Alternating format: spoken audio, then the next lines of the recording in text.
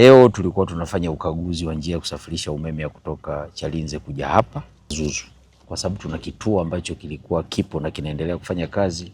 Inafanyika kazi ya maboresho ya kuboresha hiki kituo na kukiongezea uwezo ili kumudu uwezo wa kupokea umeme huo. Hiyo njia ni muhimu sana kwa sababu inatuongezea uwezo sisi wa kusafirisha umeme wa kutosha kutoka bwawa la Mwalimu Nyerere ili kupeleka sasa kwa watumiaji maeneo tofauti tofauti baada ya kuwa umefika hapa Dodoma.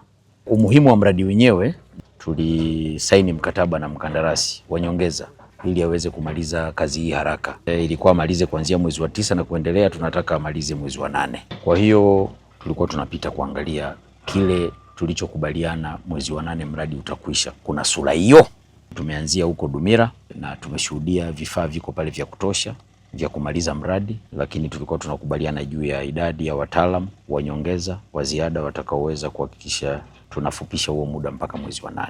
Tunao uthibitisho sasa pasipo shaka kwamba kufikia tarehe 18 mwezi wa 8 tutakuwa tumemaliza mradi wetu wa njia ya kusafirisha umeme kutoka Chalinze mpaka hapa, pamoja na maboresho na upanuzi wa vituo vya kupoza umeme cha Chalinze na hiki cha hapa Dodoma.